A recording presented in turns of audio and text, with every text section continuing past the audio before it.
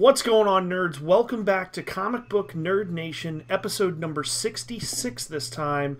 We've got a special guest joining us. Let's go through introductions, and we'll save the best for last. We got Pirate. Hey, guys. Topher. Welcome back.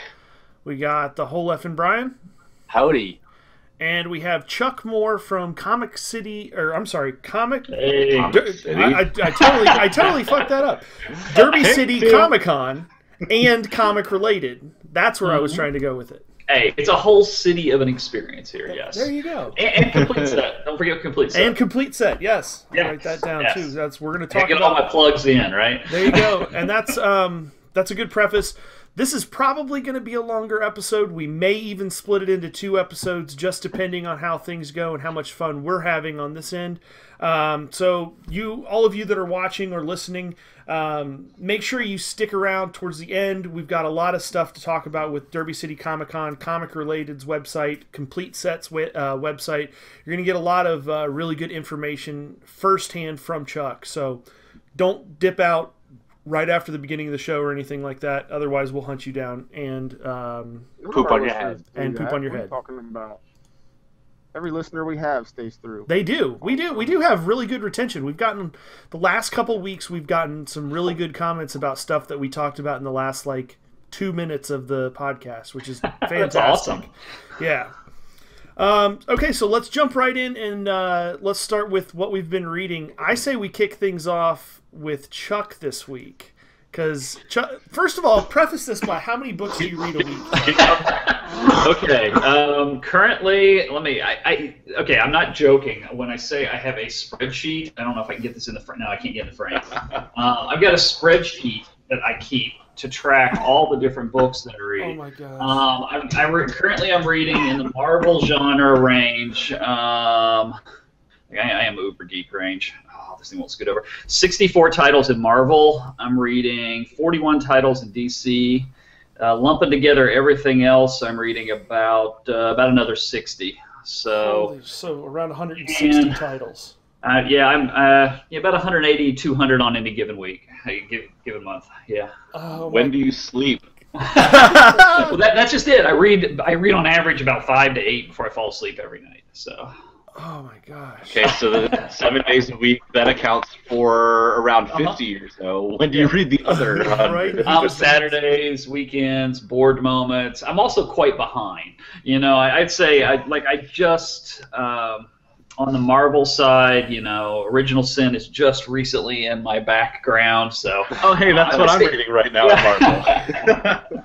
I stay real caught up on DC for some reason. I think it's just because I have, it's only about 40 titles. So DC, I'm usually within about a week of reading. Marvel, I'm falling behind just because they keep adding new titles and I keep wanting to try them all.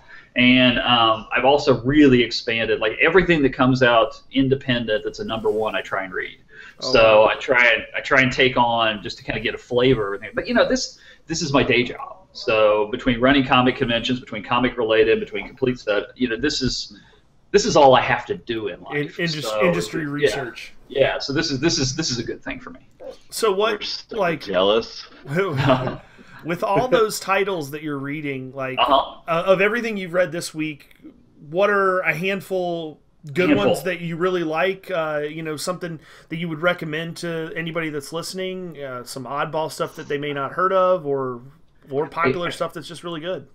I think the Batman and Robin is just consistently phenomenal. It just will not let go. Every month, that's one of the most, from art to story to just human interaction between Batman and Damian. It's a kick-ass title. It just really is great. I love Letter 44 from over at Oni Press, which I don't know if you guys are familiar with it, but basically it's the president that would come after George Bush, and he's handed a letter to the 44th president, and this essentially explains that, by the way, we've been tracking this alien invasion that's sitting right on beyond the far side, and the whole Iraq war thing was just so we could develop weaponry to get ready for the alien invasion. Have fun. I'll be off on the farm.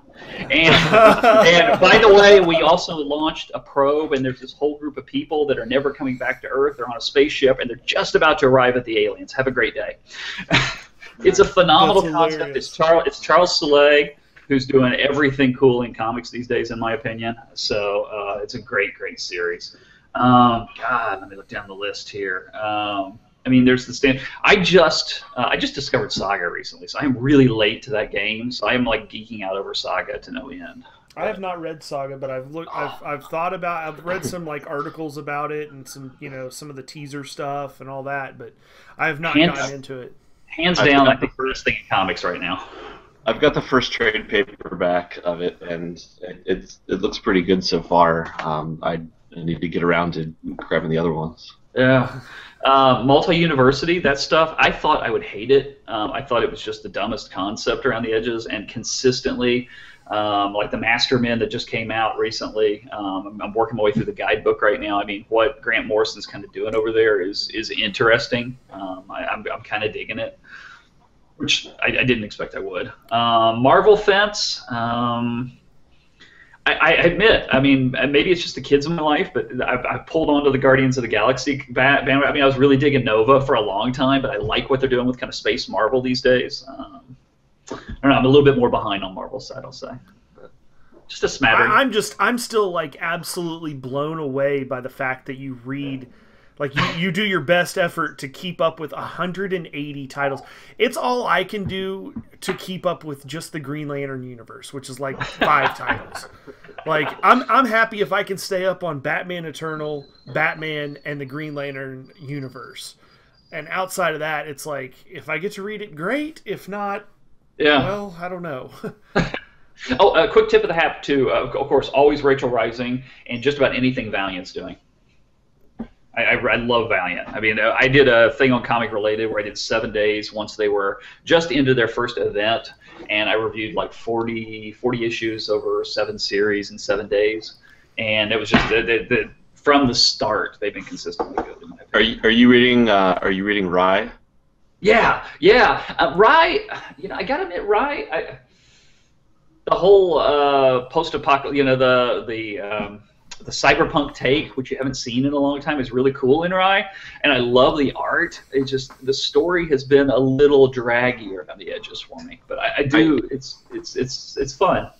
I first picked it up last year's Free Comic Book Day because like I'm a big fan of like Japanese culture, and it looked kind of neat, like like cyberpunk samurai stuff, and I'm like, okay, that seems like something I'd do. Didn't they have a special on that, Topher, where it was like, buy this, and if you're not satisfied, we'll give you your money back? Yeah, I think like so. Which is crazy. Yeah, they for were a comic book. Right. So I haven't managed to actually collect much more past the first couple issues, but I was curious to see whether that actually developed into a pretty solid series or not. Whether I should try and stick with it. I'm kind of a continuity geek. I mean, like a universe geek. Like if you give me like Legion of Superheroes is still one of my all-time favorite series because it's hard to know everything about it. And the thing I like about Valiant is it's such a consistent universe, and they do a great job of playing all the titles. And Rye currently kind of exists. It has hints that play into the other universe, but Rye kind of exists outside a little bit, and that takes it a little bit out of it for me. I like having the possibility of everybody just ending up in a massive clusterfuck partway through. At the same time, in the middle of DC and Marvel's shared universes with 47 different tie-in titles, it's kind of nice to have a comic that's a little bit more approachable, that you can just read this and not have to collect that entire universe, too. Yeah, that's true. We've talked about that, the fact that that's kind of frustrating sometimes when you're trying to read, like, just Batman, and all of a sudden they have this event and it crosses over with like 7 different titles, and before you know it, like in a month's time, you've had to buy 40 books to try and just get the whole story. I hate that because it seems like such a money grab. You know what I mean? From like the big companies, it's like, well, how can we get more money out of them? Well, I mean, they are a business, but yeah, what always drives me nuts. Don't remind me of that. No more what always drives me nuts is, you've got these big crossover events, and sometimes there are books that are absolutely vital to knowing what's going on, and then there's others that are just these completely side stories that don't matter, that are self-contained, really, and only are like tangentially involved in the event. Like somebody mentions the fact that event happened, and that's about the only tie-in, but they brand it all over and it's like, it's like, do I need to buy that or not? And like, it's so hard to know. And then if you end up buying it and it wasn't, and it's not something you would have normally bought, then you're mad that you bought it. Right. Like, Infinity was the one that got me. There was like, or no, not Infinity, Inhuman. When Marvel did their big Inhuman event, they had like all these Inhumans tie-ins, and really it was 2 books. It was like 2 issues of Inhuman, and like so many series crossed over, and they had not a goddamn thing to do with it. In Axis, in the big Axis crossover, because I've got about 40 more issues of all the crossover pieces of that to catch up on. But the Hobgoblin thing was just ridiculous. I mean, it had nothing to do with it. It was like a twisted, different take on Hobgoblin trying to almost become this internet celebrity and selling and marketing, his brand. As it just was so tangentially unrelated in a way. That's kind of how I felt about some of the Forever Evil stuff. Uh-huh. With the there was the Arkham War and stuff that was going on, and it was like this kind of like at the beginning linked in, but then it really just took off on its own like direction completely. Like it's happening at the same time. This has nothing to do with the Forever Evil story at all. And are you going to try and pull a Marv out of Sin City, and they're both going to drive by at some point so it kind of relates? Yeah, I mean that's basically like that was my biggest problem with Forever Evil. I loved the Forever Evil story and everything, but I hated that I was buying so many books, and then like you get like 90% of the way through reading a comic, and you're like, this hasn't even mentioned anything to do with the main event like happening or anything. And then like Topher said, like the last page there's like one panel that mentions like, oh, by the way, in this city there's such and such. Like, really? Are you kidding me? Like, you charge me $6 for 3 words worth of tie-in? Well, then there's also sometimes it's even worse than that. Yeah, sometimes the titles don't match up. Like, you'll see Spider-Man in an event, but then Spider-Man's titled no events happening or anything like that, and you're just like, okay, so when is this in continuity? Yeah, like where does this land? And then 3 months later, you'll see it.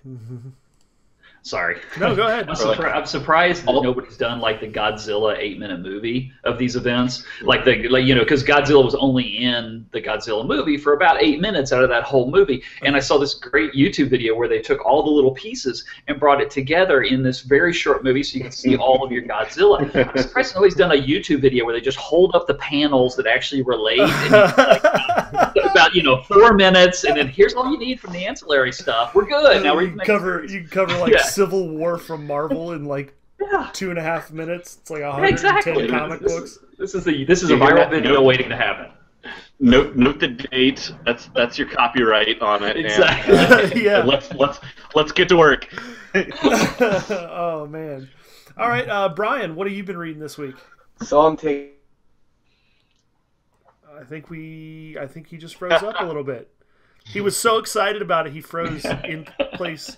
Oh God! Space performance and time. anxiety. Yeah, performance anxiety. We'll jump. He swears this has never happened to him before. We'll jump over to Topher and see what Topher's been reading. So I've read a few things, and they must not have been really memorable because I can't even tell you now what they are. The one I really would have wanted to talk about today would have been Darth Vader #2. But I have not yet managed to read it, so there kind of goes that. But is that a weekly title? Series. No, I don't think so. It's monthly, or I don't know. But they put out the first 2 issues pretty quickly. But now it's gonna I think it's supposed to the release schedule is supposed to be monthly, because the 3rd issue of Star Wars hasn't even come out, and I think both issues of Darth Vader have come out now since the last. Yeah, that's what I was wondering. That's kind of Star a Wars release schedule.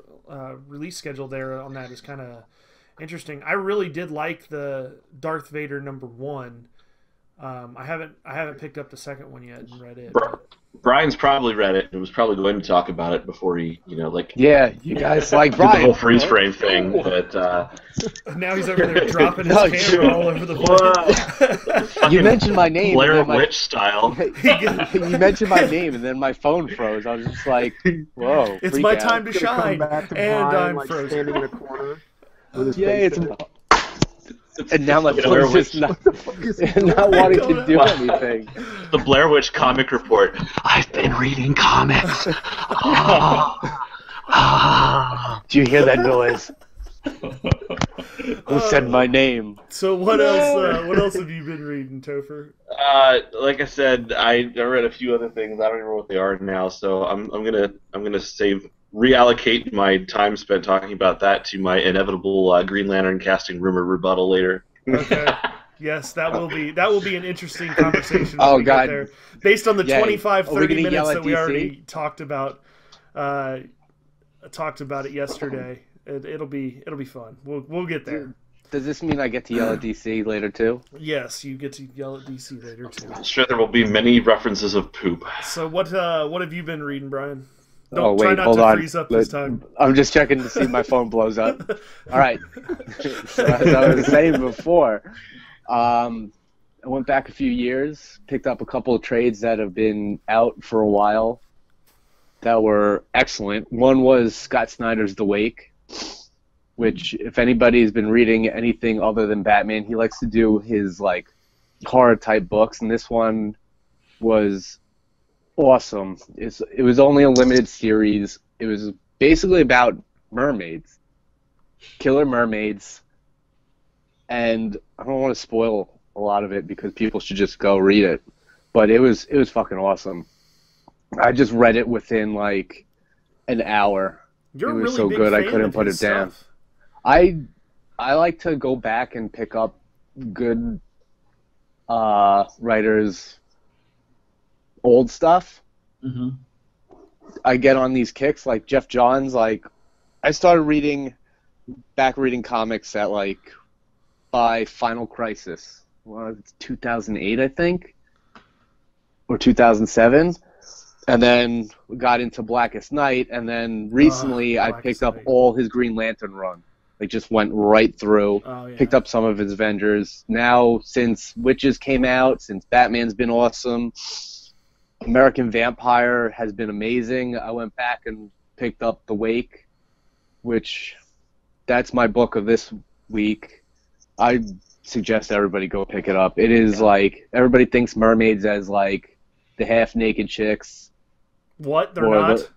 No, they're Oh. fucking monsters. I'm done. I'm out. Are you- Yeah, you're I'm sorry. You're about to tell me that the Or Easter Disney Bunny's not real and there's princesses. no Santa Claus too, you son of a See, bitch. they can be monsters, but they still got to be naked. I'm putting drawing the line. There you Well, go. they are naked. That's They what don't I'm have saying. T-shirts on or anything like that, but they're not like. If anybody's seen the Science Channel special on mermaids, do you ever see remember those weird fake documentaries like the Science Channel or Discovery Channel puts out? There's one on Bigfoot, one on mermaids, one on the mega sharks. This is more like they look like those mermaids, but they're just 10 times worse.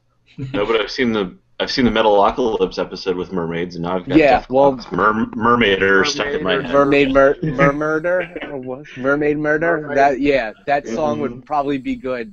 Now that you mentioned it, that song would probably be good as a background music. Didn't you guys see the recent coverage that made the news about 4 or 5 weeks ago about the mermaid convention that was in like one of the Carolinas, I believe? There's a mermaid No. convention. It's No. all those like they do the full body like mermaid. looking They just at like it now. hop around it, Yeah, I know. They're all laying by the pool taking photos. like sack races. Is it kind of like the furries?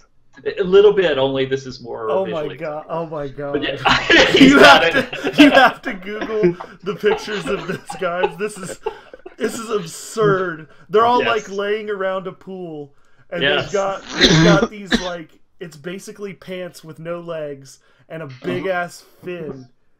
And I'm guessing they get there's pictures of them in the pool, so I'm guessing some of them can swim with this contraption. I mean, that's And I say I know pretty this impressive. because I have a little girl in my life who desperately wants one of these costumes. So. Oh my gosh, that's There's hilarious. a place by where I used to live in Florida called Wiki Watch. wow. Oh man, It's, Yes, it's a yes, whole been place there. of nothing but mermaids, and they have these big shows where you sit in, and it's kind of like when you go to an aquarium, and they're in the aquarium like swimming around and stuff. No Pretty shit. crazy.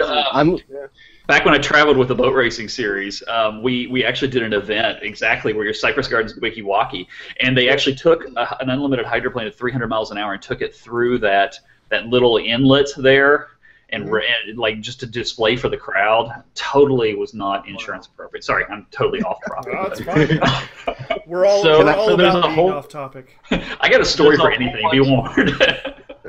There's a whole bunch of pictures of them just sitting around pools, and then there's one picture of this woman like laying like stomach down and like trying to be picked up by these two like crew members who were like trying to pick her up and like throw her back in like beached whale style or something. It's hilarious. My big question is, how did they get to the pool? Well, now I know. There's these two people like They carrying have to this hire. woman. They have to hire like 2 men in a truck to like bring in dollies. Mules. and, They're like- bringing them in on mule, the little mule carts. next Mermaid Con. I'm gonna dress up as a fisherman and go to this pool with my fishing pole and my tackle box and just sit there. I will do this. You need to They research. can't chase me because they have no legs. I want to be the Brian's one gonna guy be- who shows up all meta like a jellyfish. Brian's gonna be on CNN's front page for getting arrested for harassing 75 women dressed up like mermaids. Somebody should go with seen the videos? reverse mermaid with the fish head and the human legs. Yeah.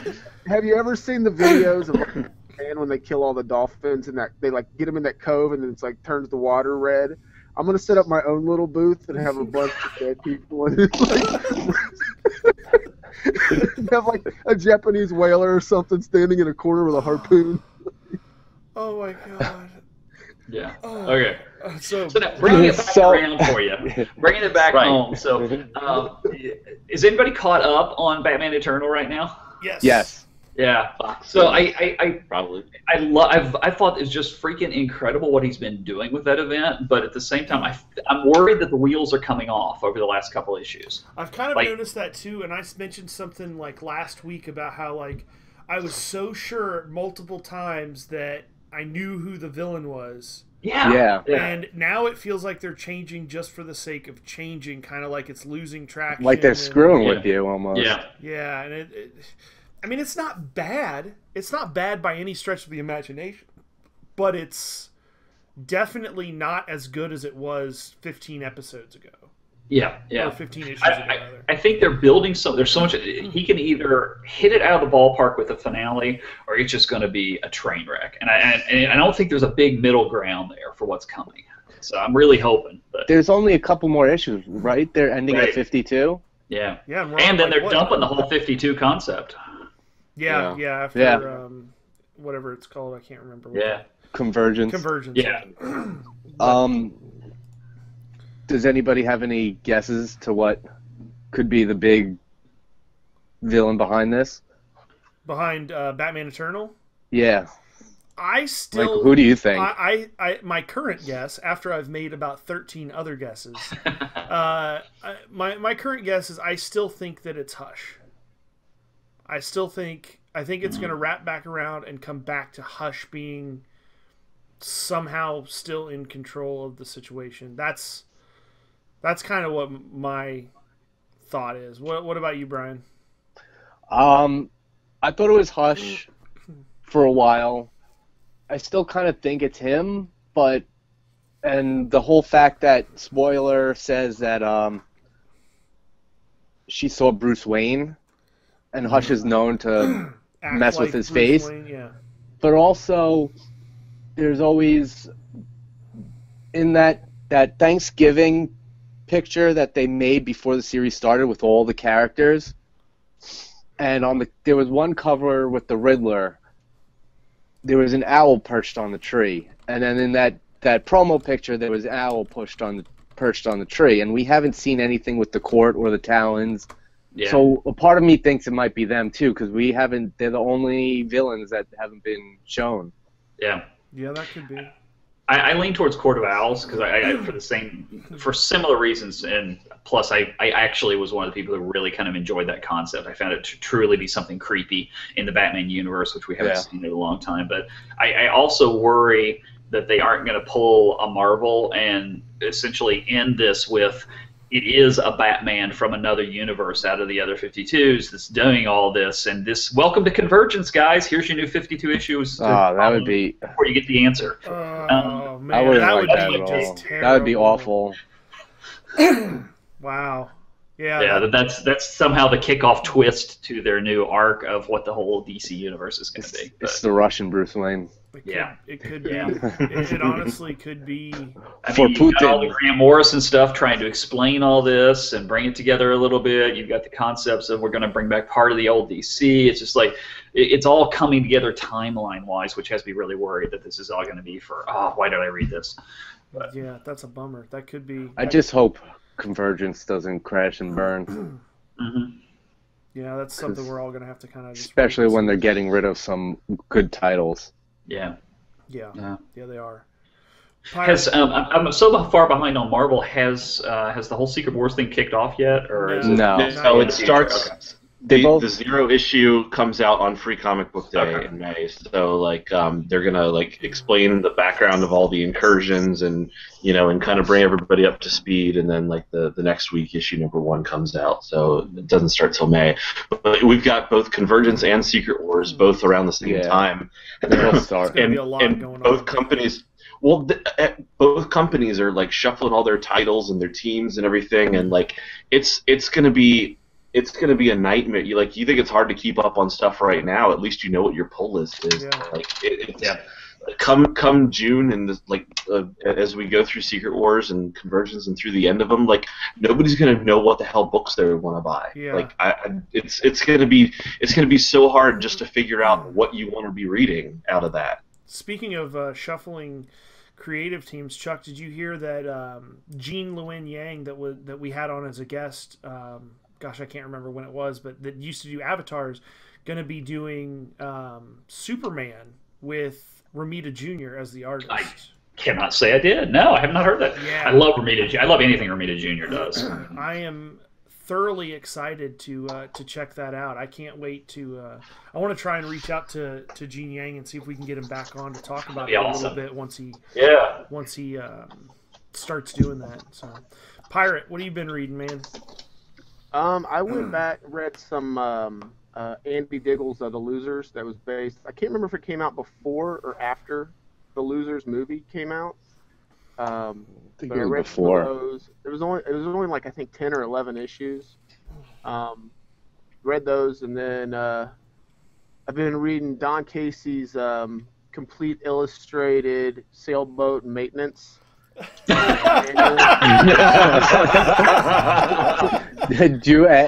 you pretend that there's little pictures of Batman sitting in the sailboat? Wait, No. you said illustrated, right? No. Yeah, Dude, what you do with your dinghy is your business. I don't want to know. Well, every now and then it's got to get thrown around in the heavy waves. There you go. Yeah, no. Adventure, baby. Other than that, I've been reading. As far as comic book stuff, nothing really this week other than the Losers run. But which that stuff's good, man. Anything Andy Diggle does, I think he's a great writer. Absolutely. He very impressive in his take on stuff, and his was it year one with Green Arrow. Oh, that was He on awesome. the island. Yeah, that's still to this day one of my favorite origin story. One of my top 5 favorite origin stories. But yeah, that's really about it. Pretty light week. Fair enough. I kind of had a light week too. Batman Eternal. One of the highlights for me this week was the new Batman. That was awesome. Spoilers. Oh, yeah, I haven't got to read it yet, but spoil away. It's the story where basically, and I kind of came in halfway on this story, so I didn't get the front end of it. Brian can probably talk about some of that, but Joker God, it is was amazing. basically super human almost because of this chemical component of his blood, and kind of where the story takes the turn is, for me, the part that I liked about the book. There was lots of parts that I liked about it, but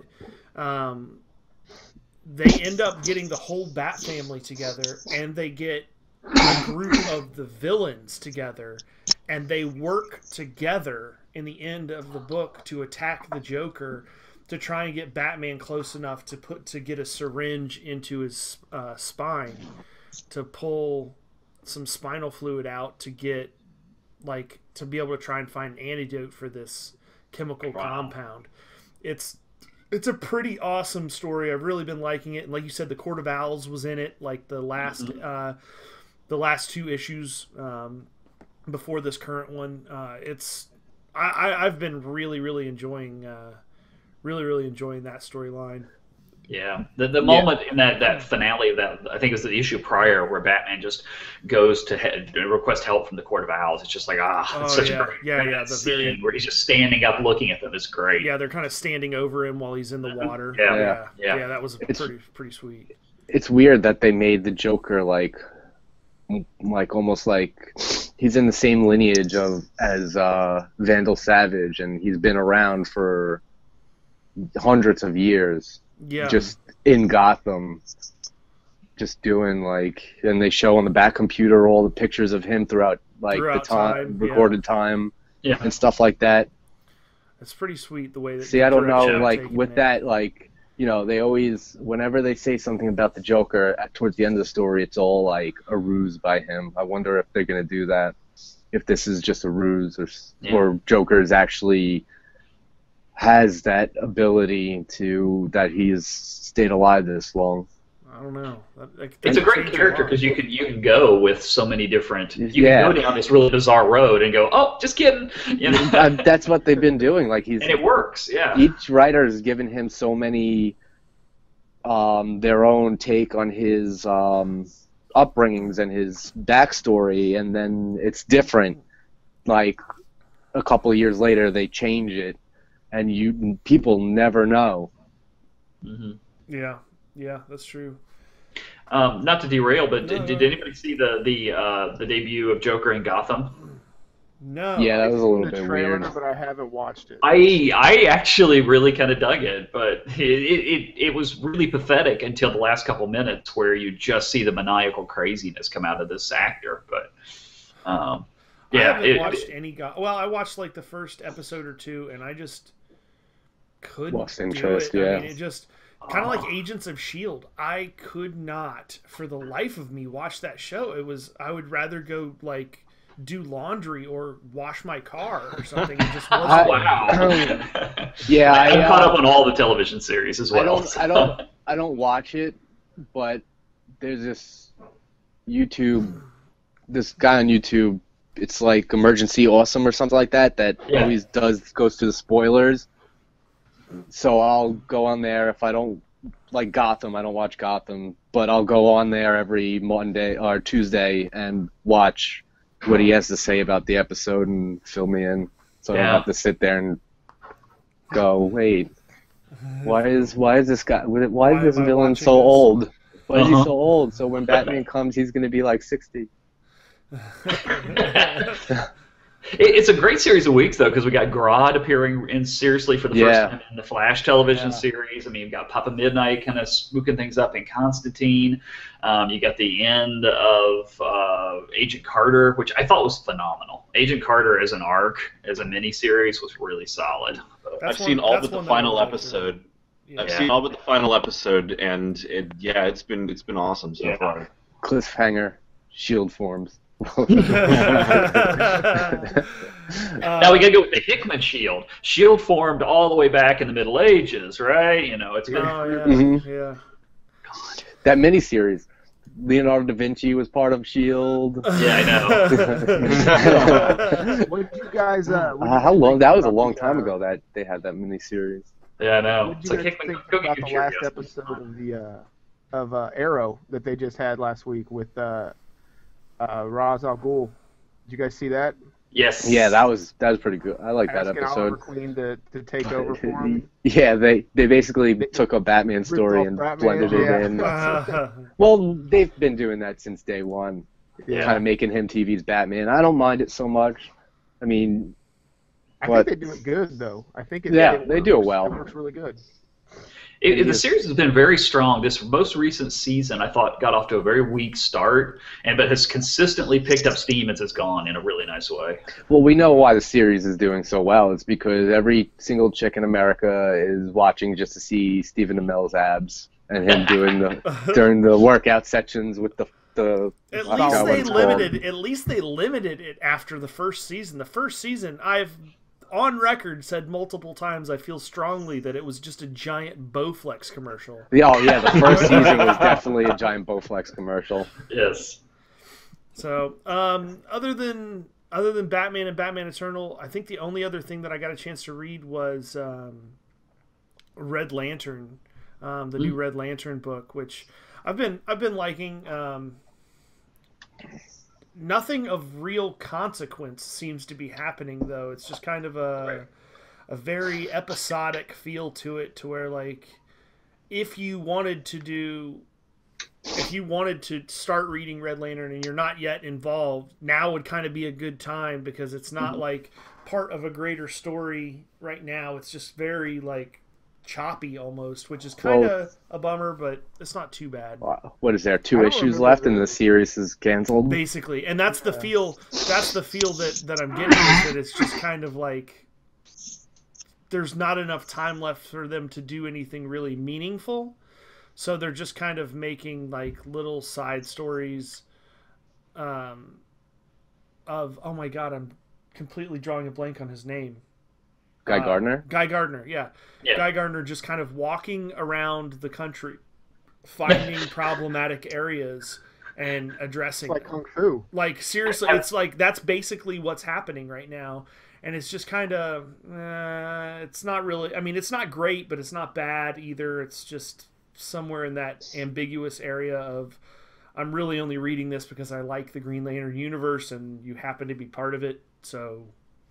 It's kind of one of those things right now, at least, until this big convergence things hits and whatever crazy direction that ends up spinning us off into. So, all right, I think we have covered what everybody's been reading this week, except for everything that Chuck reads, because we would need literally a year to cover that. Let's jump into the section of the show that gets the least preparation every week. And that would be Tabletop Game of the Week. Topher, do you have anything? Or I would like to put out the possibility that we could do another super fight. I'd have to find where I put that. But I actually do have one, because I actually had some free time this week and played 2 different games. 2 for 1 special here on 2 different games. No. Reading. I'm saving one of them for next. Oh. I'm saving one of them for next week so that I could be prepared. I'm glad Pirate appreciated that reference. It was better than the Rock Lobster comment from last week's episode. Way better than whatever. You know what's funny is don't put that song in my head. We actually have a comment on the YouTube video from a random listener that clearly likes the show because he listened all the way to the end. And said how terrible your Rock Lobster joke was. So I would just like to note that. So go ahead, 2 board games, 1 table. Yeah, after tearing me down, I'm really in the mood to talk about stuff now. And no, like, just because I played 2 games doesn't mean I'm talking about both of them. I'm not shooting my wad completely on this week. I'm going to save I've got a game if you need me to hit and jump in. Oh, okay. All right. Well, we'll do Chris will do one, and then we'll have Chuck talk about one. Well, how about I'll save my 2, and we can do a guest tabletop game. All right. Oh no, I don't mean to jump in, man. We can do that. No, hey, Topher never remembers that he needs to do this, so literally any relief off of him is. That just means that I've got the next 3 weeks planned out already. Look at that. What do you mean no prep work? All right. Nice. Let me see. I'm trying to find the company that makes it real quick, but anyway, it's a board game called Long Shot, which it sounds like the worst possible boring combination you get. It's a horse racing game, and my buddy has this. I have never played it with a group of people that haven't had a blast, and we've ended up playing it 2 or 3 times because it takes about 60 minutes to play. It has basically, as the horses leave the gate, you're rolling dice, but you have the ability. You're buying horses as they're going around the track. You're placing bets. You've got control cards which allow you to pull horses back or send horses forward. And it becomes this great little spite fest where you're trying to advance your horse while pulling everybody else back. And it's like 3 to 8 players. Came out in 2009. It's made by Z-Man Games. That's it. Yes, Z-Man, which I think is the exact same company that makes Pandemic, but if I'm not wrong there. But which Pandemic's phenomenal. But Long Shot, underappreciated. It sounds like a horrible concept, and it is an absolute blast. And the drunker you get, the more fun it is. So sounds like we're gonna have to get together and play that. I got it. It's here. Sometime fairly soon, we're gonna have to do that.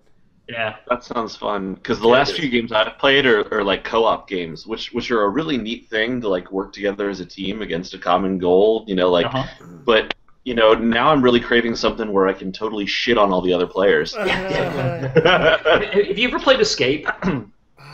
No. Okay, Escape is like Indiana Jones trying to get out of the temple, and basically it is done. The whole game takes like 4 minutes. I believe, and everybody, it's a co-op and a spite your player game where everybody's rolling dice simultaneously, and you're given dice to try and help people, and you're trying to get to it. You got to get to a certain room. It has an audio CD soundtrack or MP3 soundtrack, so it's like this tension music building, and then when the audio happens, you all got to race to a certain room. You're rolling to get around, and then you all got to get out before the whole place collapses.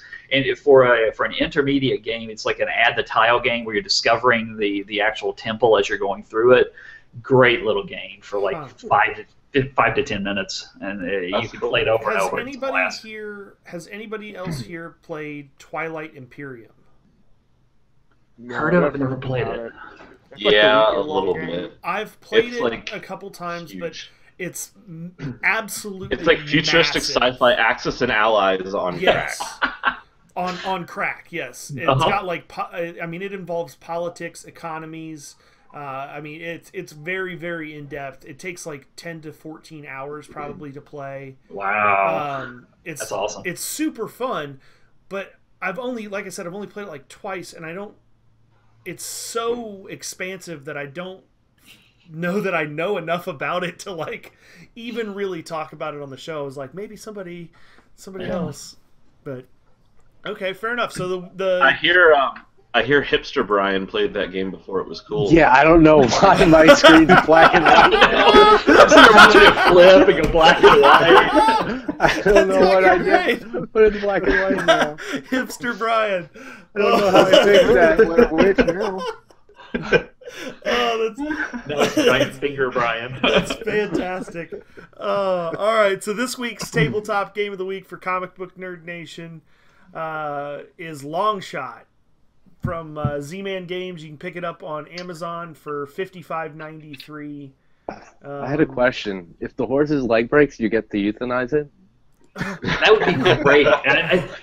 This should be like Cards Against Humanity, where you can write cards into the deck. That would be awesome. You would never want to play with our card deck then, because it would be just absolutely inappropriate. The bigger, longer horse. Yeah, the bigger,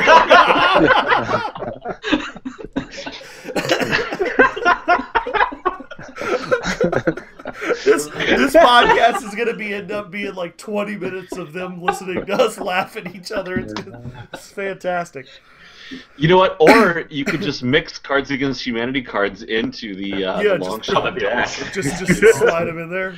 But by the way, if you've never played Card Against Humanities mashed up with Telestrations, Telestrations is a game where you draw what's on the card and you hand it, and the next person has to figure out what they think it is, and it goes around the room. And if you use Cards Against Humanities for that, it is the greatest party game in all of history. Until you've seen somebody draw vagina to another universe, you have not lived.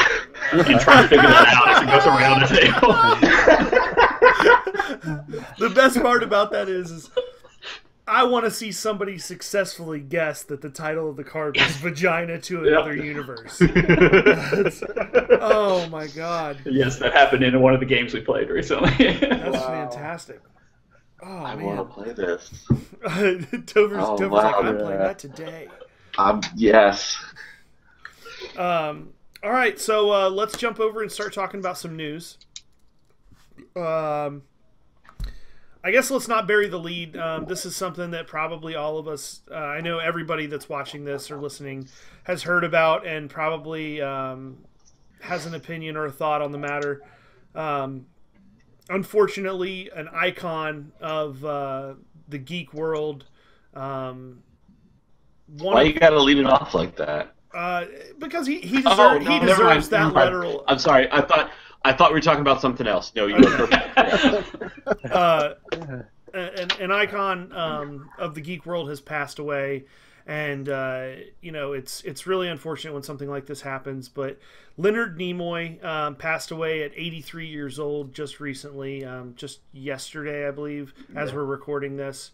I guess we'll just go down the line. Brian, any thoughts? Anything like what's your favorite Leonard Nimoy moment? Spock. Favorite? I guess anything Star Trek.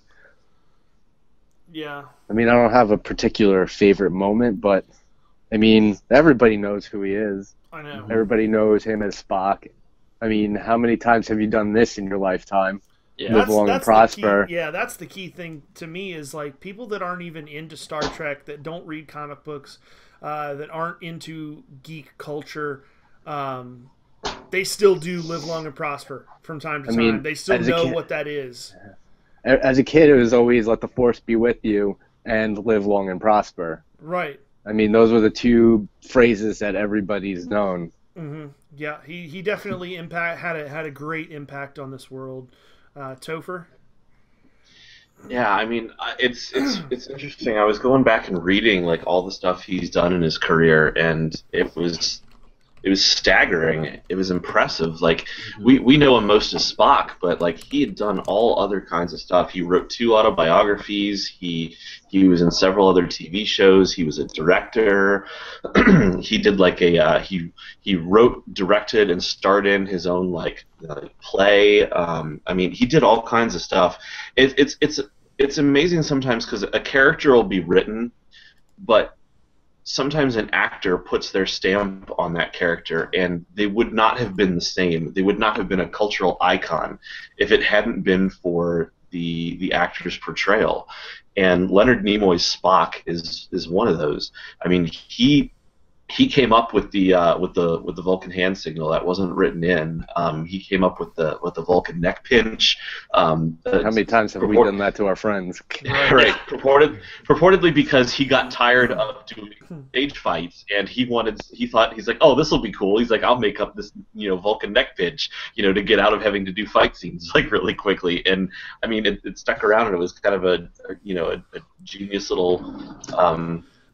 Move there. Just to expand on what you said, as far as him doing a lot, just briefly searched him on IMDb. He has 134 credits for roles that he's played as an actor. Directed 12 projects, produced 3, and written 4. So the man had a legendary career. He was frequently featured as one of the heads in a jar on Futurama. He was, he's in Big Bang Theory.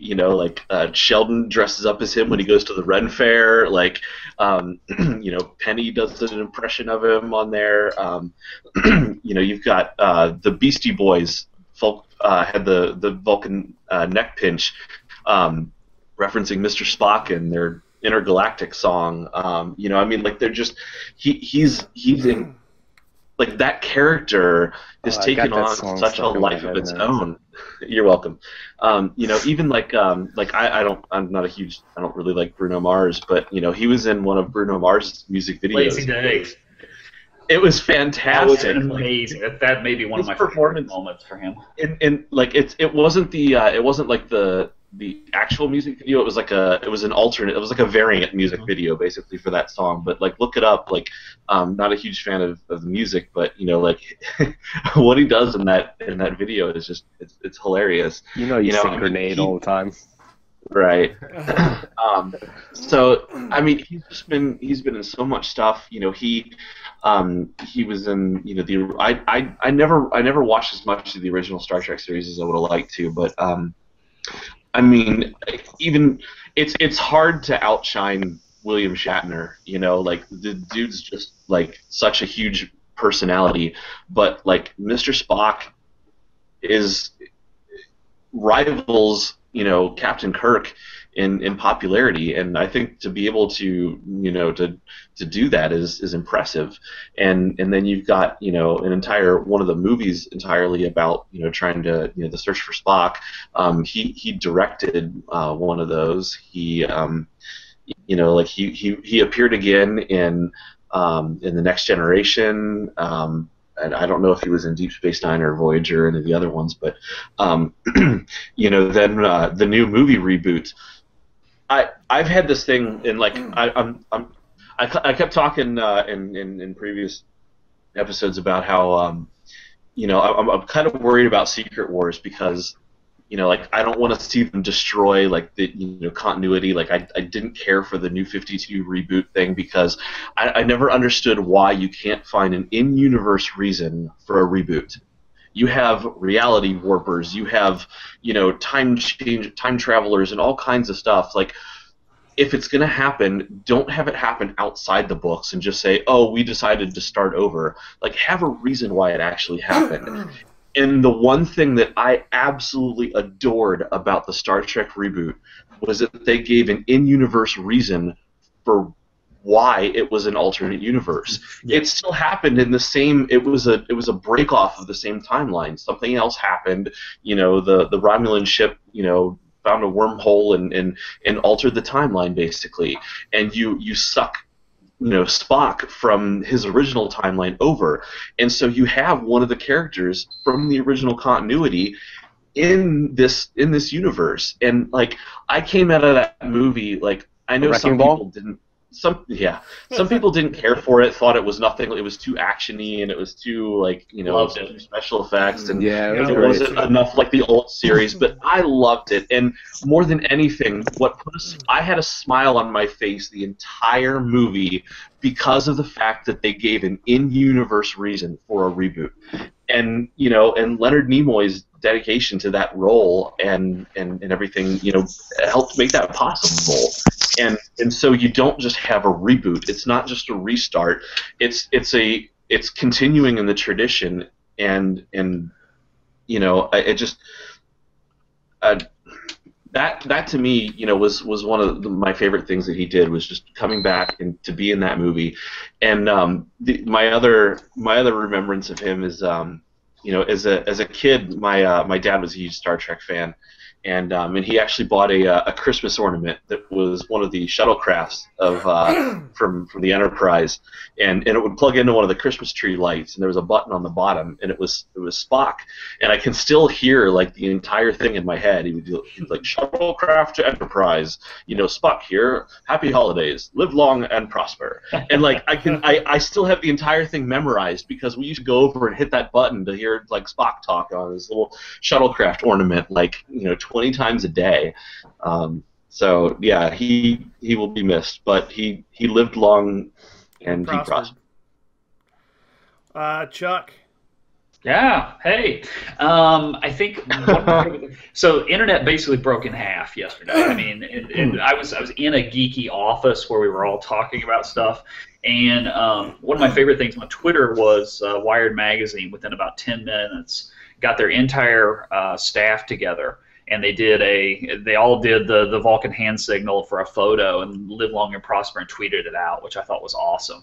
But I went on Twitter, at Charlie Rambles. I went on Twitter and said that geekdom has lost its Jerry Garcia, and that's kind of the way I feel about it.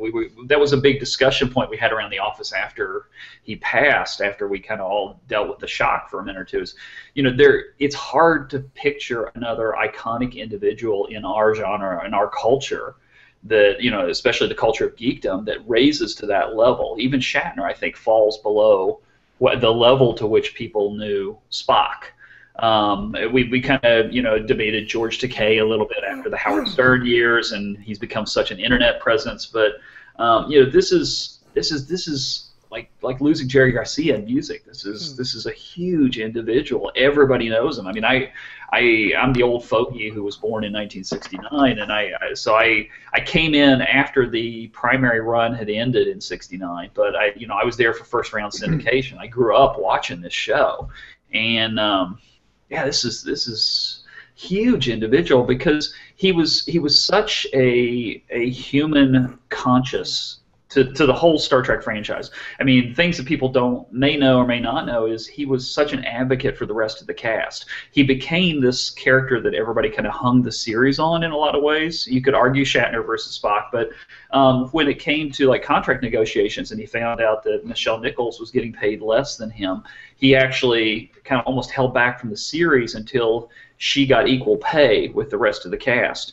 And when the animated series came around, they were leaving her and Takei out, and they were just going with the white guys kind of. He refused to do the series because he wouldn't become a part of, you know, he held out for a while to do it.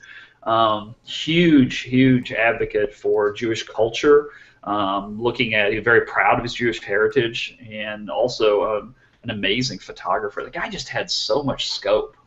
It was really sharp. Yeah, he was definitely one of those people within geekdom that I don't feel like anybody could necessarily fill his shoes. You know, right.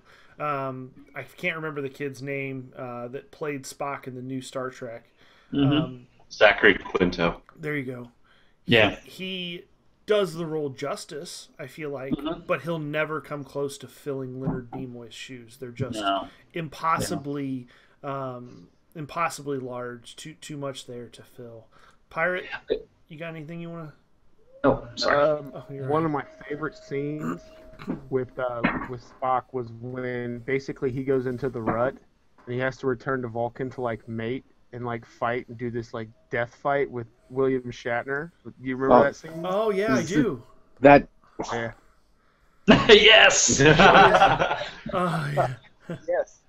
So yeah, that's every time I think of Star Trek, I always think of that episode. It was just hilarious, but it was so awesome because it was a completely different element.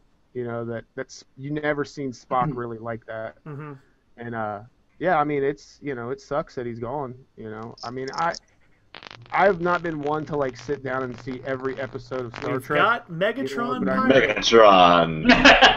He has joined us. He also apparently wanted to say goodbye to Spock. Yeah. I think the overlying theme here is not to overwhelm everyone with sadness and stuff. So we'll go ahead and move on. But I think the overlying theme is that there is just an unparalleled amount of respect from not just us on this podcast, not just Chuck as a guest, but the geek community as a whole really has just nothing but the absolute utmost respect for everything this man ever did, all the things he accomplished, everything he was a part of. He will truly, truly be missed. And so I mean, there's words can't really describe it, to be perfectly honest. So all we can do at this point is move on to another topic to hopefully turn things back to the lighter side of humor, hopefully. Let's talk about, before we get to what I know that Topher is just itching to talk about. You should get some ointment for that. I'm just itching. I'm itching to argue with you, that's all. Yes, we will get to that point. We'll get to the brightest day here in a moment. Oh no, it's the darkest night. I know.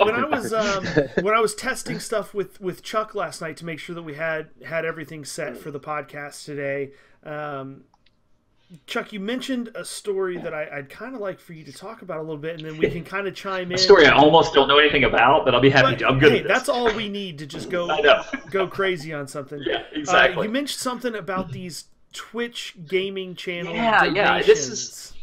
So Fox talks about things he doesn't know all the time. Exactly. Here we go, there, man. So I'm in this office, and they're all like 18 to 30 somethings, and I'm the old guy in the room. But there's this one guy, he loves Twitch, and they were all kind of he's buddies with Co-Carnage on Twitch, and I know what they do there, and I like it, and I've actually gotten kind of hooked on it lately. But it turns out that in the night there are these superstar Twitch game players, and you can interrupt. The messages come and go. Everybody's watching. They're kicking around stuff, and you have the ability to contribute to to do like a dedicated money amount to support the show. Well, some of the big time guys there have begun saying, if you want me to read your message live, you have to give money.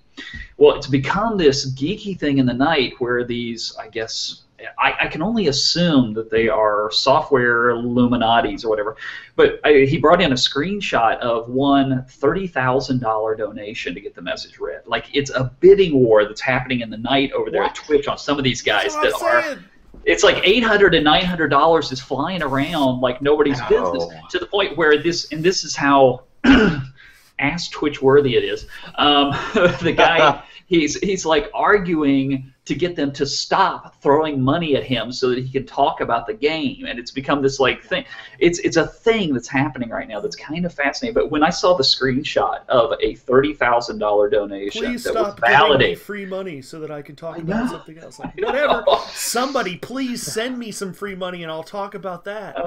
Right. I'm in the wrong business, man. I'll video game naked if you'll throw me $30,000. Come on. $30,000 is a lot of money just to read somebody's comment.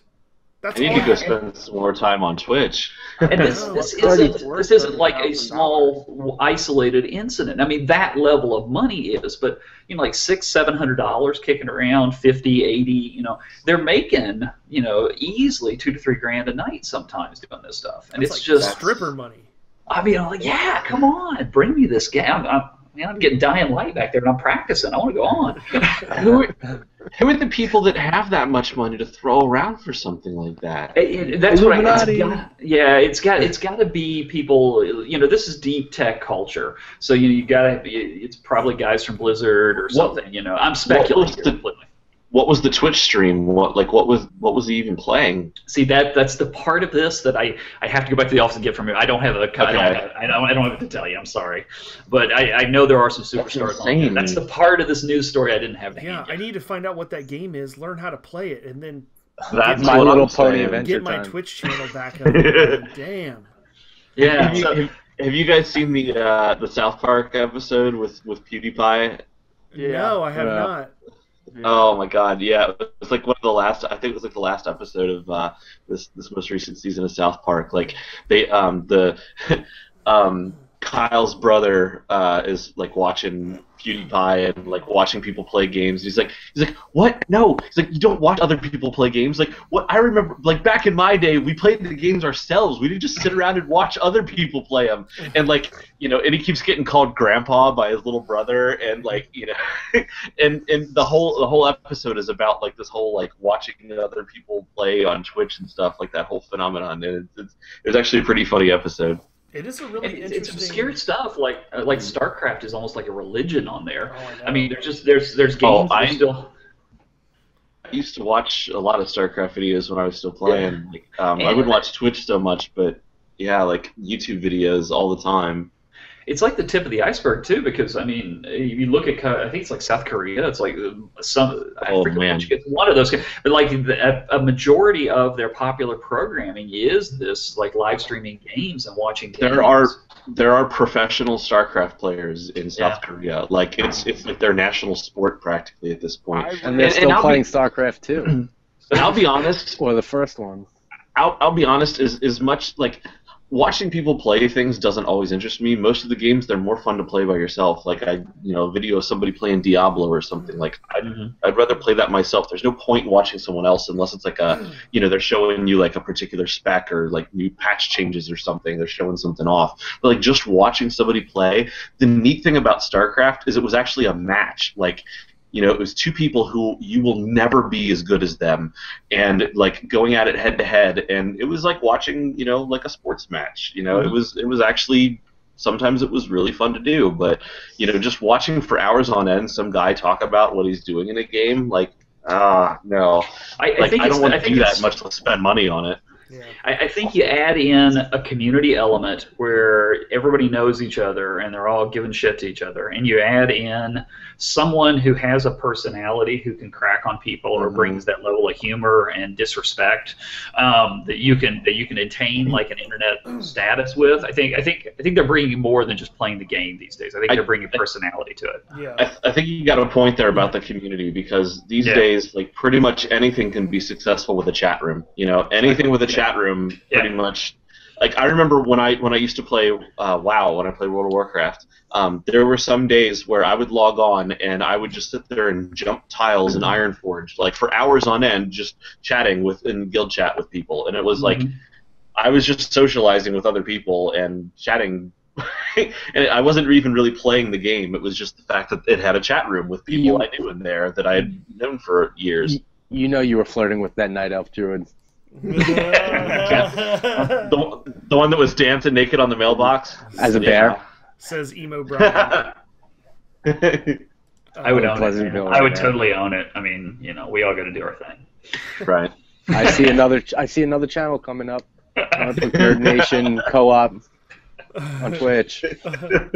Maybe where we play each other in games, and I talk about poop live on Twitch. There might be a market for that. I don't know. You're targeting the 8-year-old crowd. Yeah. Targeting the 7-year-olds. Some big toilet paper company might pay us $30,000 for me to talk about how soft their toilet paper. Oh, Jesus Christ. Wink, wink, if you're listening to this toilet paper company. Now accepting applications for any kind of wipe sponsors. up the floor with you. All right, let's jump over and talk about... there's a rumor right now that's going on. This is not confirmed. It's not any level of credibility really at all. I'm getting my fight gloves on. But there is a rumor going on that the cinematic version of Green Lantern will be Jessica Cruz, the character played potentially by Michelle Rodriguez. Sorry, I had to throw up a little bit. It's green. I'm with Brian. I think this is terrible. Terrible decision Join me.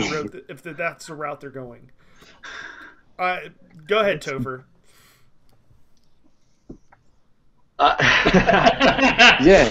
It speaks for itself. Go ahead, throw the first punch. He's making me go first so that he can have his big rebuttal. That's right. So no, I don't see why it's bad. To me, like I'm about to walk away right now.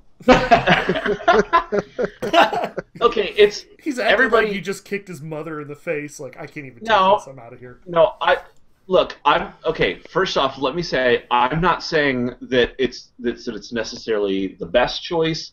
I'm not saying that I like it. I'm not saying that it had to happen this way. I'm saying that there is nothing wrong with that choice. Like, I'm not saying it's like on the positive side that it's a huge plus or anything. All I'm saying is I don't see anything wrong with it. I would like to invoke Ricky Bobby's mentality on this. In the fact that you said this isn't the best choice, I would like to quote him in saying, "If you ain't first, you're last." Thereby stating, if you don't make the best choice, you're a goddamn idiot. So, my whole feeling on this is that comic companies have been trying to get more readership and more viewership by expanding the roster of their teams and being a little bit more inclusive when you talk about, you know, race and gender and all kinds of things like that, to be a little bit more representative of the general population. A team of 26 white guys is no longer, you know, like it's almost inexcusable at this point, you know, like you need some diversity in your teams. And Wonder Woman. Well, okay, but you could also argue, like Power Girl. having a Oh, she has to show the cleave though. Power Girl. Okay, so you've got the Justice League, and in a movie, everybody knows that an ensemble cast can only go so far. You can only have so many people before it just becomes too many characters. So everyone's expecting a Green Lantern. So of all the choices of when you think of who's the definitive Superman, it's Clark Kent. Like, is there even another one? Cyborg Superman. He could do the robot for the whole movie. Is there who's the definitive Batman? Well, obviously it's Bruce Wayne. Sure, there's Batman Incorporated. Dick Grayson took over for a while. During the return of Bruce Wayne. But for the most part, it's no one else holds a claim over Bruce Wayne. Like. Same with a lot of them. Flash, you could even say Barry Allen or Wally West, or there's a few you could go with there, but they're all white dudes. So it comes down to Green Lantern is the logical choice here for, as Mr. Spock would say, it's only logical that. I don't think, to me, there is no definitive Green Lantern. Hal Jordan is the one that I most identify with. He's the one I grew up watching on Super Friends. My Green Lantern action figure is Hal Jordan. But for the last 15 years in TV, it's been Jon Stewart. You've got, there was a... there was a Green Lantern who is now a member of the Honor Corps and trains the Green Lantern Corps, in Kyle Rayner. You've got another Green Lantern who's existed since the 1960s and was, the chosen one of the Owen Prophecy and was, or actually, no, that was Jon Stewart, I guess. But Guy Gardner's been around since the 60s. You've got all these different Green Lanterns. It's the Green Lantern Corps. I would argue that there isn't a definitive Green Lantern, and no matter which one you pick, there's going to be a portion of the population that says, that's not my Green Lantern. So if you're going to have a more diverse cast, this is the logical place to do it, is with the role of Green Lantern. And so I think it makes perfect sense for them to do it. And we're talking about a movie that's not going to be out for a few more years. The Green Lantern solo movie isn't until 2020. And, Cruz is in the comics right now, not necessarily in a major role, but look at Captain Marvel on the Marvel side. Yes, Carol Danvers has been around for a number of years, but not always as a highlight. Not always in a premier role. It's only been in the last couple years that all of a sudden she's gotten this huge explosive fan following as Captain Marvel. She only picked up that mantle a couple years ago, and already there's going to be a Captain Marvel movie for Marvel. So who's to say that in a couple years this won't be the Green Lantern that everyone recognizes from the Justice League and won't be a major character and a major player in the DC universe? But she's not even not out yet. Before we jump over to Brian, she's not even a Green Lantern though. Before we jump over to Brian's thoughts, I'm interested. I want to hear what Chuck has to say about this, because he clearly reads more comic books than anybody on this, probably more than all of us combined, to be honest. It's just, it would be a shoehorn at this point. Like it's so out of left field. He's right. I mean, with Convergence coming, anything is possible. We are in fact, I think, coming up on. Going back to an earlier discussion point, just for 2 seconds, I do think that Convergence is going to be that moment where it explains New 52. It explains how New 52 came into being and takes us back to pre-New 52 mixed with New 52. So I think we're going to see a cluster fuck of epic proportions coming up. But anything is possible on where they're going to go with the Green Lantern character, and we've seen so many different shifts over the years. I can't say I'm offended by the concept. I feel like you're trying too hard and you're pandering a little bit if you're making it a female character just to make it a female character. I think we need to get in our culture ahead of the game where whether or not we have a female culture on a cast is an issue, that it's just so comfortable. But we're not there yet. I understand that. But I think I'm not offended by the choice. I am not put off by it. I think they got to go some distance in the comics to get us there. But I would much rather see Hal Jordan. I definitely think that there's. I mean, if you really want to do this, bring in the new female Firestorm. You know, I mean, do something that is more organically already taking place and has a nice seed. You know, they've killed Ronnie Raymond supposedly, and you know you've got this new introduced Firestorm that looks hot. Flaming. You know, there's a lot of things you can do that's very interesting. Plus, they're playing with Firestorm in the main Arrow show. Not Arrow, I'm sorry, Flash. They're all running together for me. There's a lot of options you could play with here. I don't know that you'd have to shoehorn in a character. So if they can get there organically by the timeline, I'm okay with it. If they're trying to do this just to pander a movie to a broader audience, I'm offended by it. What's your thoughts, Pirate? I would rather see Hal Jordan. Just because I think he would add, you know, his character is a little bit more. It's funnier to watch him as a character, I think, in his interactions with the other members. The only thing that I could see why they would be doing Jessica Cruz or even Simon Baz would be because Jeff Johns is a huge consultant for this film, and those are his two characters that he's wrote into the Green Lantern universe. Yeah. Yeah, that is so a I good mean. point.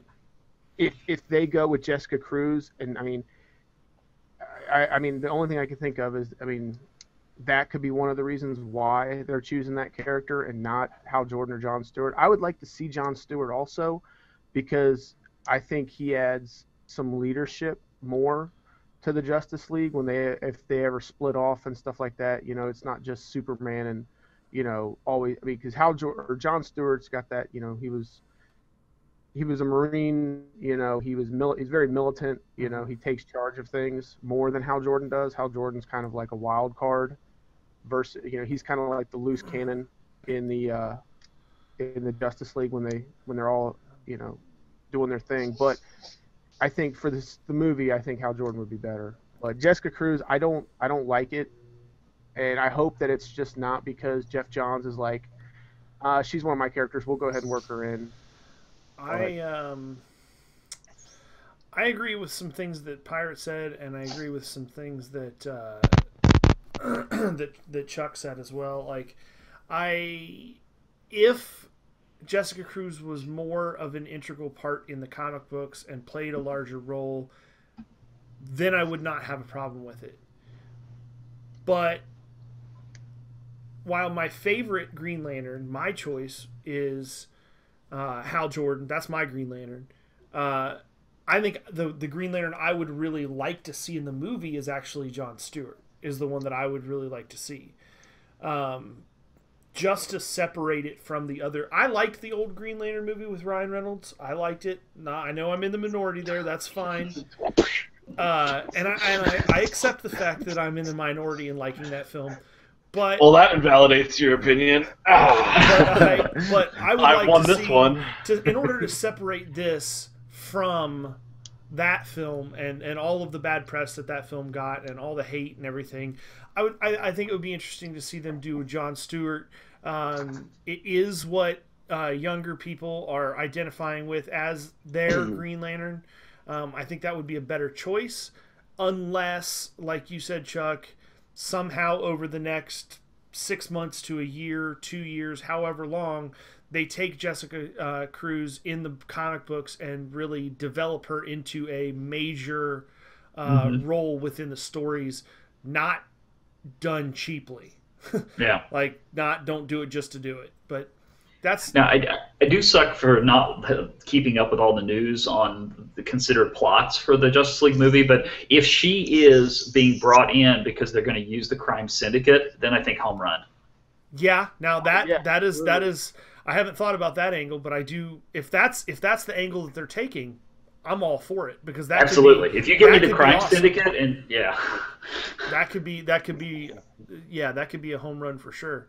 All right, unleash the hounds. Emo Brian. I hate it. I hate every.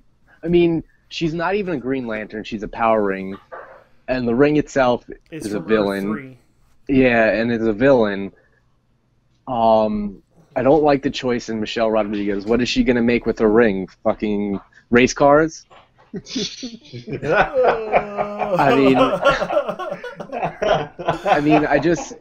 just discourages me because beat him 1/4 mile at a time. Hal Jordan is the biggest name. I mean, yeah, we had one little mishap with the Green Lantern movie all those years ago, but reinvigorate the character. Hang on a second. Is this Brian? Is this Brian being merciful on the DC cinematic universe? I have more points to make with this one than any of the other ones. He's not done yet. But I reinvigorate Hal Jordan. Hal Jordan is the guy they want to use. They need to use, but also they can use. I believe when we interviewed Neil Adams, he brought up that why didn't they use Jon Stewart around the time they made the Green Lantern movie, and even now, Jon Stewart is the prominent Green Lantern you see on television. Yes, and he is a good, strong character because he's just a great character to read. I mean, so are the other Earth Green Lanterns, but we know him, and everybody else knows him more because of all the publicity he's gotten in the Justice League animated and unlimited cartoon series. Even in Batman Beyond, I believe they used him, or maybe that was a crossover. But he is the prominent one of the other prominent Green Lanterns.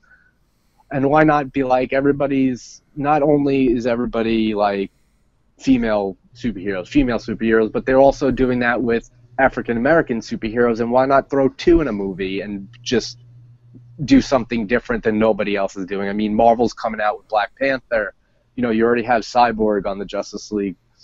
But why not throw in a Jon Stewart and have two prominent black characters? I mean, when I heard this news, I was just like, what the fuck? She's not even a Green Lantern. Now, again, this isn't news yet. This isn't for sure. No, it's a rumor, but still. We have no idea for sure if this is actually... So, I mean, we're just basically doing some fanboy arguing right now, but... Yeah, but still, like, Jessica Cruz isn't a character. She was made, 5 months ago? About that. And just brought in, and she's not even, like, a Green Lantern. She's been in the books, but not that focused on. The only time... And he's so excited he froze again. I thought I had heard somewhere that she was going to be the Green Lantern in the Justice League in the comic upcoming, that she was going to be the Green Lantern of the team. It's possible. Here fairly soon. It's possible because there was some kind of teasers talking about how supposedly Hal Jordan was going to lose his ring, which would then, in theory, leave an open slot in the Justice League where she could potentially fill it. But I feel like you've got a lot of ground to cover to dedicated Green Lantern readers between where Jessica Cruz is now and trying to put her in the Justice League in his place. If you just did that, you would lose a lot of readership, I feel like, because she's just not anywhere near that position. She's not anywhere that kind of developed character. Look at how much stuff they altered in Marvel after the fact. Like Marvel's movies came out, did so well, and then they started putting all those characters in the books. Yeah, I feel like they're gonna, after Convergence, they could make her a Green Lantern, just because of the movie rumors or whatever. Well, I think rules are out the door. I got two words that save where we are today, and it's Fantastic Four. Yeah. I mean, when it's a hacker techno geek who's going to be doomed, that's game over. Yeah, that's true. I thought the two words were shit poop. Yeah, exactly. You got it. Better words. All right, let's. I think we've adequately covered the Green Lantern. The Green Lantern rumor. Again, just a rumor. Don't have a heart attack, Brian. My phone didn't like this and okay, so let's talk for a minute about, or a handful of minutes rather, about our guest, Chuck Moore. I want to start with comic related. You gave us a chance right out of the gate when we were just establishing really who we are as a podcast. And figuring out what we want to do, what direction we want to head, kind of finding our legs. You gave us a chance to be featured on Comic Related every week when our new podcast episodes come out. give us the details about Comic Related, where it started, what it is, what it means to you, everything. Oh wow! Ready, okay. go. Started it over a decade ago now at comicrelated.com. I was basically I'd come off from doing media coverage for the Hyder Plains. I wanted a base. Actually, the original concept was this place was going to sell my comics. That's never happened over the years, but it was. How many comics do you have? Oh, goodness. Well over 100, about 130, 140 long boxes. Yeah, I think. Oh, damn. That's a personal collection. I thought 9. That's a lot. Yeah. But you got to understand, I had stores in the 80s. I mean, I had comic stores. I started this collection with the remains of an inventory of a store and my own personal collection. It's only just grown, as you can hear from reading lists. But no, Comic Related, it came about as I wanted to still do something on the web. I had been doing a series of boat racing websites for 3 boat racing series and a bunch of like individual teams, and I had quit that completely. Oh, maybe you and Pirate can compare dinghies. I'll totally win. Oh, fantastic! Wow. Nice. Way to come back around. Yeah, bringing it no, home. so I wanted to do something, and it became much more than I ever wanted it to be in the beginning. But I went to the Small Press and Alternative Comics Expo. Honestly, I was just putting up news stories, much like everybody does on the web. Just finding links, tossing stuff out, occasionally writing some stuff. It was like a creative outlet that I intended to be something that was small and just myself. I went to the Small Press and Alternative Comics Expo and met a whole lot of really enthusiastic indie creators who were doing some really incredible things. And I stayed up in a room with them where they were doing jams all night, and literally when they ran out of paper, they were using pizza boxes, bananas, and the Bible to do jam sketches in. Because that's all they had left in the room. They had used, and these were like guys who've been doing indie comics, since the 50s.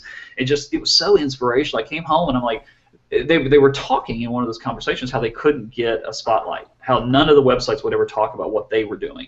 And I thought, if I could do something, if I could create a website that did just enough mainstream that it brought people in and made them feel comfortable, but then interlaced with those stories about indie and small press to give these guys and women a spotlight that they can't find on other websites, I would be doing something different. I would be doing something that got me excited, because these books just blew my mind. Because it took me down some really interesting roads, and that's kind of the start of Comic Related. I began podcasting shortly thereafter. I did 300 episodes of a review show called The Related Recap. I've done a whole lot of other things in the world of podcasting, but we started taking that concept and applying it to video shows, audio shows, giving them a place to aggregate their contact with other like-minded people, and we kind of grew. The community grew up when forums were all their age. We had a really killer forum. Everything's kind of dying in that as we all moved to social media, but there's this group of regional comic creators became the core of Comic Related. We called them the CR family. And literally, we'd go see each other at shows. We'd all hang out on the website. We'd all cover each other's stuff, and it grew into this network of podcasts, video shows, and news coverage that is Comic Related today. I don't know that we've ever hit that kind of. I wanted it to be 80-20 indie to 20 mainstream. I don't think we've ever actually gotten there, and I still have hope. It's only been a decade. We can get there, but There's still time. Yeah, and that's because CR was always something that I had another job with. It's myself, John Wilson, and Grant Fowler are the 3 who basically queue up all the stories you see on Comic Related. And we've had periods where we've done as many as 16 stories a day. We've had periods, right now I think we're doing about 8 to 10 stories a day on there. And we never miss a day. It's been 365 days a year, except for one time when I had to go away for a week and I was doing it by myself. But other than that, it's been consistent for a decade. That's in all honesty, anybody listening to this, if you haven't checked it out, you really should. It's got a ton of stuff. Our podcast is on there. There's a boatload of other podcasts. I can't remember the exact number, but I mean, it is. I don't even know. It's so many. Yeah. I mean, there's quite a few other. More than you can listen to. Right. Yeah. Yes, that is for sure. Great news stories from the main stuff to the indie stuff. I love it because you always have the shipping next week section, which is really helpful in keeping track of like when something is coming out that you're looking forward to. You can see, what is out there, and it's not just Marvel and DC, it's the independent stuff too. It's not just comics, it's trade paperbacks. Sometimes there's toys on there, sometimes there's statues on there. There's just an absolute wealth of nerd knowledge on this website. So if you haven't checked out comicrelated.com, moral of the story is you're doing it wrong. Go there now and then come back and finish the podcast. You should be there already. Yes, exactly. And I have to tip my hat to you guys because everybody jokes that you guys made it on Comic Related because Jonathan is a cousin to my fiance. But quite honestly, Doug, you kicked me that first episode. I sat down and watched it, and I thought there's a banter, there's a chemistry, there's a root of humor here that I think is the makings of a very solid show. And you were on Comic Related not just by association, you were on it by quality of show. And I think that's something that should be noted. Yeah, well, no, we definitely appreciate it. I mean, we have what has kept us going and be able to get to, what is this, the 66th episode every Wednesday without missing a single week. No, we have not missed a single week yet.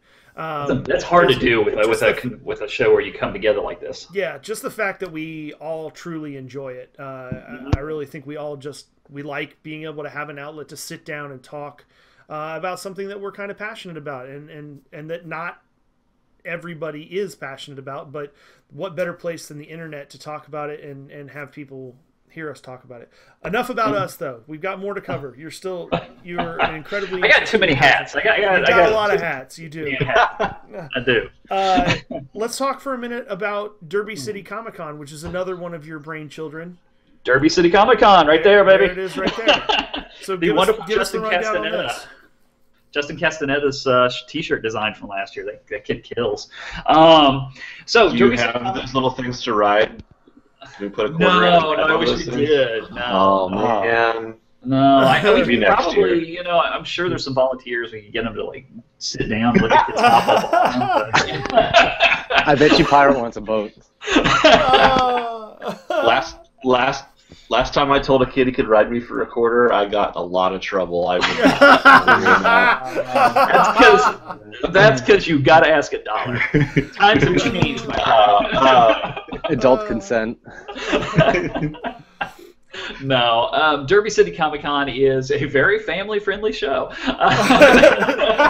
Surprisingly, unlike this podcast. Unlike the podcast you're currently listening to. No.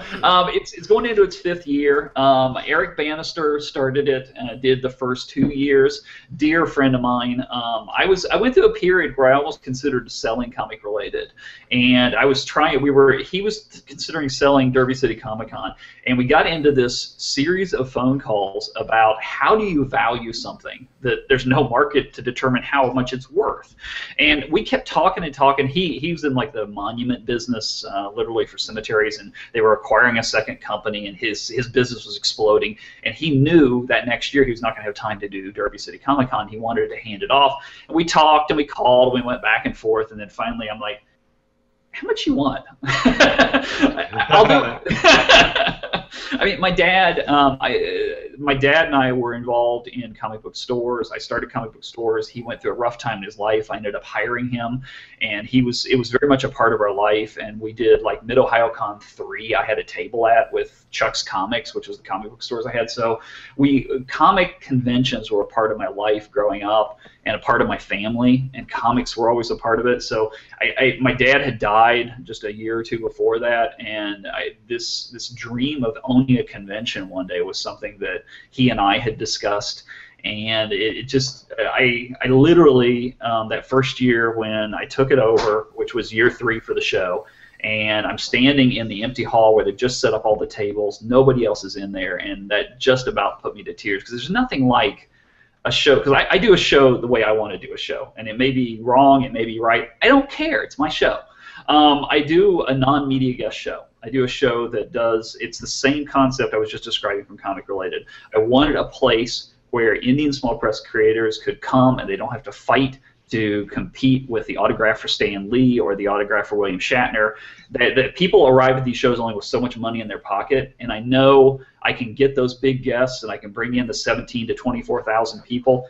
I'm happy bringing in the 4,000 to 5,000 and growing it more organically, because I'm not growing it on the back of celebrities. I'm growing it on the back of some really cool people doing some really cool comics and art. And that is what I want. And I don't think there are those old school comic conventions out there like they used to be. Everybody has had to diversify, and I'm bucking the trend a little bit because I want people. I've had fathers come to me and say, "My God, this is the show I went to when I was a kid," and I've had people thank me for being able to share that experience with their kids, and that means more to me than I'd rather grow organically and grow it on the backs of really talented people. So Derby is very focused on cosplay. It's very focused on comic artists, comic creators, comic writers, everything to do with the creation process, letterers, inkers, everything. It plays heavily off from kind of coming together as a communal experience. We cater really heavy to families. We have a massive kids area where they last year they had Avengers check-in stations because it was just Agents of S.H.I.E.L.D. was all the rage, so they could go around and the kids could earn like badges, and they had to go hunt Hydra agents at creator tables around the show floor. I mean, we really try and provide a cool-ass experience. This year's theme is I want to do that. Yeah, no, we're doing a whole Jedi Star Wars thing this year. So, we target and build the show around that concept of focusing on indies, focusing on art. Think of it like an arts fair with a comic convention, with everything, and we have a blast. Louisville is so supportive. By the way, this takes place at the Louisville Convention Center, International Convention Center down there.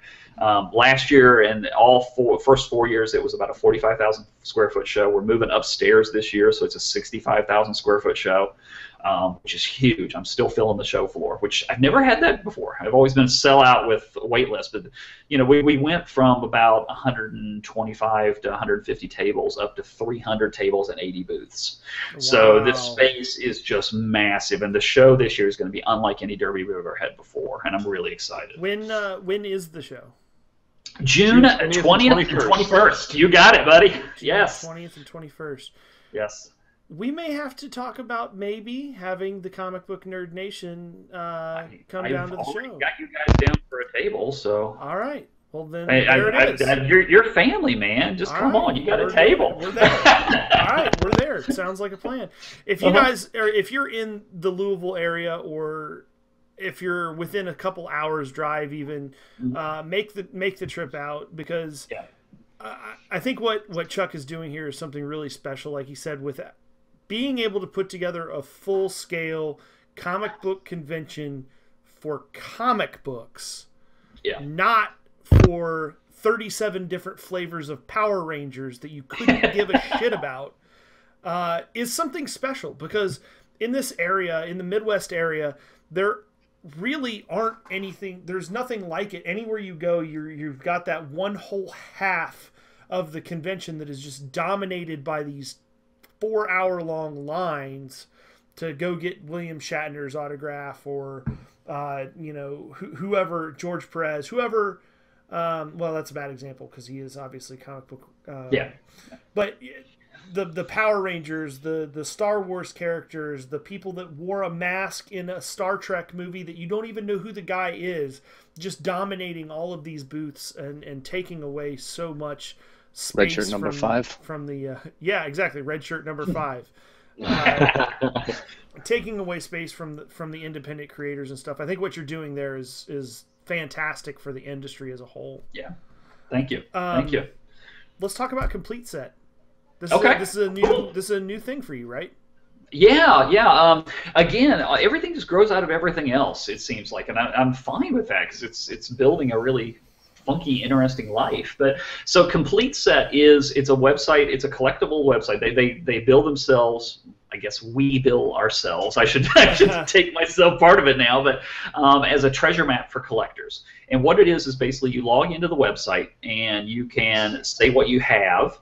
you can say what you want, and then there's a hunt ability where you can go out and find it. So what we do that's different from other websites is no users contribute content to it. We have a full staff. These guys, the company is very well funded. They were oversubscribed for their seed round of funding, which basically means they had more people wanting to contribute money than they were willing to accept in the seed round. So wow. They came out of the gate with $625,000. I think they raised it in like 3 weeks. Holy and shit. I don't even talk about year 2, but let's just say we're going to be adding a lot of staff in year 2. So what we do is they go out and we work with companies and we get the high-res, beautiful stuff. So you're not going to see crappy photos. In fact, this is going to be a destination website for really incredible photography, not just of the new toys and comics that are coming out, but the complete history, the complete set of collecting. So we're going back through, we're taking it brand by brand, because you can't just say, well, we're going to go do everything. Like Hasbro, Funko, Loot Crate. We're working with a lot of companies and getting photos or getting stuff to take photos within a photo studio we have. We're building this archive so that you can go see if that G.I. Joe action figure had that gun or not. It has all the information, the release date, it's loaded, but it's hand curated. We have a staff who's actually going in. We're curating about 1,000 items a week right now, adding to the archive. We've been blowing that out of the water, and that's with 2 archivists right now. Now imagine what we're going to be next year when we're up to like 10, 15, who knows. But so it's currently a web experience. We're about to enter the iTunes iPhone store with the app, but it has the ability where you can follow each other, where you can follow publishers. I've been working with like Ad House Books, Oni, and Valiant just within the last week. I had to wait for Valiant to get out of their writer-creator retreat to work with them. But what we're doing is we're partnering up with companies to work to promote them. Now, the nice thing is, like everything, we're partnering up with conventions, we're partnering up with stores. Imagine, so a store reaches out and gets all of their user base to come in and become part of Complete Set. We can then present back to the store what their user base has and wants. We can feed information back to these partners like conventions. That's why they reached out to me is, okay, what can we do? They sat down and invited me out to a lunch meeting and said, what can we do for your convention that would make life easier? And what kind of data can we aggregate that we can hand back to you that would make it better for your vendors coming to the show to know what to bring to cater to the crowd that's coming? So like for Lexington Comic and Toy Show, we just created a profile for them. And all of our member base will reach out to and say, who's going to Lexington Comic and Toy Show? And then they'll say yes, yes, or no based on that. So then we can, and they can buy tickets directly through our website. They can do all the things. But what we can do for Jerry down in Lexington is hand back information and say, okay, we know that X number of people from Complete Set are coming to your show. Here's what they've already identified as they want. And that's a missing part of the marketplace that just doesn't exist anywhere. And it's a phenomenal resource and a really neat key that this website, aside from just being pretty and fun to go build shelves and say what I get, it's partially a bragging site, but it also has the ability to, if you're missing something from your collection, it will go and query right now, like, eBay, members who are within the website selling, and, Amazon, different places. But as we grow and as we partner with comic book stores, then you'll be able to identify, okay, it's not just available on eBay or by this member, it's available at Collectibles, etc., in Lexington, or whatever the case may be. And this growing archive of a community, we're targeting to get to 250,000 users by the end of this year. So it sounds pretty incredible. How much does it cost? Free. That is just go join. There it is. There's nothing. I mean, yeah, literally, membership's free. You can log in with Twitter, Facebook, or you can actually create an account if you want to use your email address. It takes a couple seconds. When you get in there, it will go through and say, it shows you all the different brands that we've launched archives for. You can say what you collect. And the nice thing about Complete Set is it doesn't bombard you with everything. You tailor the experience by saying the things like, I collect Walking Dead, I collect Image Comics, I collect this. And then when you log into Complete Set, the new stuff you see curated is perfectly designed for what you collect. So you come in and you get a tailored user experience, which is pretty freaking phenomenal. It's it's fun. And as we get more social is like the 2008 term, but as we get the ability to follow, and like Chris Pitzer from Ad House has an account in there. We've curated everything that Ad House has done in their history. We've curated all of the modern relaunched history of Valiant. We're working through Boom Studios right now to talk to them here in a week or two. And it's not just us operating in a vacuum. We're having these conversations. So our CEO is going out to South by Southwest, and Mondo, make the really killer posters, going to sit down with them. We're working with Funko. We're working, it's all these. Johnny Cupcakes has been a big supporter of Complete Set over the years. It's probably the most exciting thing I've ever stumbled into, because during this lunchtime meeting where they were reaching out to me just to say, hey, how can we integrate and help Derby City? By the end, I was like talking to them. I was like, so do you have people that like go out and drink in New York? Do you know who to talk to at Marvel? Do you know? And as an off joke, I said, well, you need to hire me. And they came back with an offer of salary, benefits, and equity in the company. I'm like, okay, now I have a 9-to-5. Let's do it. And they have a 35,000 square foot space down in Over the Rhine here in Cincinnati. I've got this beautiful office to go down to, full kitchen, and we're all working together. So if you imagine the work environment, it's like I'm sitting next to the social media guy who's the CEO, and then we have our programmers, and it's like this Willy Wonka freaking magic chocolate factory of comics. I'm like, if it did this, it might work a little bit better. And then the programmer is over here going, give me 2 seconds, try it. Yeah, that works. Okay, it's just like I dream it, and these things appear on the website, and it's just like I've never been in this kind of work environment. It's phenomenal, and they are so. I mean, they went through an incubator program at Northern Kentucky University, and they won the program for their idea, and they're pitching, like Disney and different people. There's just so much, the things that are coming.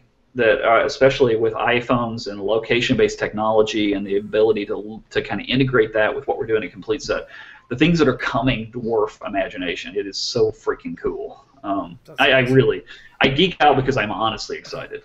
And it's CompleteSet.com, right? CompleteSet.com. Yeah, just go create an account. That's the biggest thing. There are no fees. There's nothing. The only thing that is like anything, it costs you nothing to list an item on there if you want to sell something. Basically, you just say, I have it and I want to sell it, and then it's there up for sale. It's no more complex than that. They take a cut on the commission on the sale as an item goes through the process, same as eBay or anybody else does. Mm-hmm. That's the only element where there's a cost involved. But to list items, there's no insertion fee. I mean, you just say, hey, I want to sell it and see if anybody takes it. Wow. Yeah, that's pretty awesome. I'm definitely going to take you up on that. I'm going to I'll have to sit down and actually catalog all the shit that I've collected over the years. That will take some time. Incredibly responsive. Like we had the thing is we're determining you have a world of things you can collect. So we utilize things like what people are searching for, or people who just send us an email. Every update we send out said if you don't see what you're collecting let us know, because we'll put our archivists in that direction for a while. Like the regular show, we had a member in there who said, I love the regular show. There's nothing on here. A week later, we had an archive for him. So go collect, have fun. Wow, that's cool. We do Funko Fridays there, where we give away Funko toy, like the exclusive Daryl Walking Dead Gray Walmart edition. We're giving those away every Friday and stuff. It's just there's so much stuff. That's awesome. Well, yeah, it's a blast. That's cool. So I want to go do that now. I want to I'm already doing it. I'm like looking around my room for things like, I can add my. Clearly, you've hooked everybody on this podcast. We're all big on there. And even going left afield, things like Blizzard. Like all the different games of Blizzard over the years. We had another Blizzard archive recently. So if you're a video gamer, there's stuff to go do. Holy shit! Yeah, that's awesome. I'm gonna end up wasting a lot of time on that website. I can tell. Good. So, well, that's about it for this week's episode. Chuck, we can't thank you enough for joining us and sharing your absolute wealth of knowledge as far as it comes to the geek world as a whole. I got a feeling I may bug you to come back, man. This was a blast. Thank you guys for having me. You're welcome whenever. Welcome anytime. Yeah, anytime. I have no trouble talking. I hope I don't talk over you. I apologize. No. We do that all the time. By any means. So that's it for this week, guys. Thanks for tuning in. Special episode, long episode for you guys this week. I hope you enjoy it. Let us know what you think. Make sure you check out comicrelated.com, derbycitycomiccon.com, and completeset.com. At you. Charlie Rambles on Twitter. At Charlie Rambles everywhere. At Charlie Rambles everywhere. That's what I use for everything. I'm Fox2. We've got Pirate, See you guys. Topher, Live long and prosper. fitting, Brian, So long from Pleasantville. and our guest Chuck Moore. Cheers, man. Thank you.